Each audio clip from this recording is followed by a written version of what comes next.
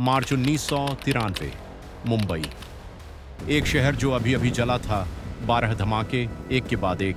Share बाजार, airport, hotel, बाजार, हर जगह मौत। 250 से ज्यादा जाने, हजारों जख्मी। और पूरे देश में एक ही सवाल, ये किसने किया और क्यों? लेकिन असली सवाल तो ये था, ये सब हुआ कैसे? इतने बड़े पैमाने पर, इतनी तैयारी के साथ, बिना किसी को भनक लगे।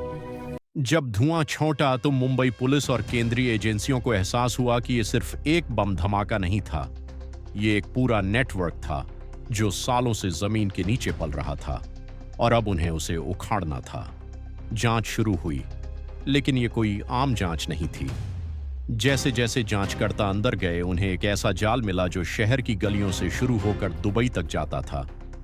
एक तरफ दाऊद इब्राहिम का अंडरवर्ल्ड, पैसा, हथियार, लोग।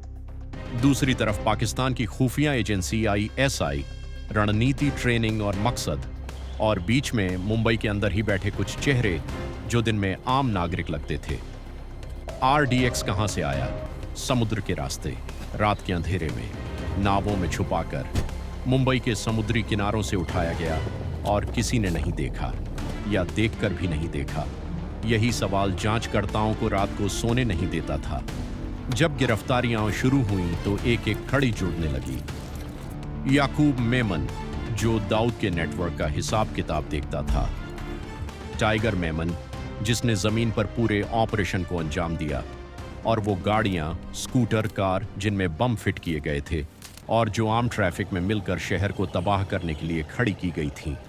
लेकिन जैसे जैसे एजेंसियां गहरी जाती गईं, एक और परत सामने आई। इस नेटवर्क की जड़ें सिर्फ क्राइम में नहीं थीं। ये एक राजनीतिक और सांप्रदायिक नफरत का नतीजा भी था। दिसंबर 1992 और जनवरी 1993 के दंगों के बाद जो घाव बचे थे, उन्हें किसी ने बड़ी चालाकी से इस्तेमाल किया था। जांच अब और पेचीदा हो गई थी। Tada, terrorist and disruptive activities prevention act के तहत सैकड़ों लोग पकड़े गए। कुछ मासूम भी, कुछ असली मुजरिम भी। पुलिस पर दबाव था, नतीजे दो, जल्दी दो। और इस दबाव में कहां कहां गलतियां हुईं, ये सवाल बाद में अदालतों ने पूछा। लेकिन कुछ चीजें जो सामने आईं, वो बेहद चौंकाने वाली थीं। मुंबई बंदरगाह पर तैनात कुछ लोगों ने या तो लापरवाही बरती या कुछ और। हथियारों की खेप आई और गुजर गई। शहर के अंदर सूचनाओं का एक शैडो नेटवर्क था जो ये बताता था कब पुलिस कहां होगी, कब रास्ता साफ होगा। राष्ट्रीय सुरक्षा के लिए ये एक बड़ा झटका था, क्योंकि ये साबित हो गया था दुश्मन सिर्फ बाहर नहीं था, वो शहर के अंदर भी था और उसने मुंबई की आम जिंदगी को ढाल की तरह इस्तेमाल किया था। वर्षों बाद ठाडा कोर्ट का फैसला आया। सैकड़ों आरोपी, दर्जनों को सजा, याकूब मेमन को फांसी।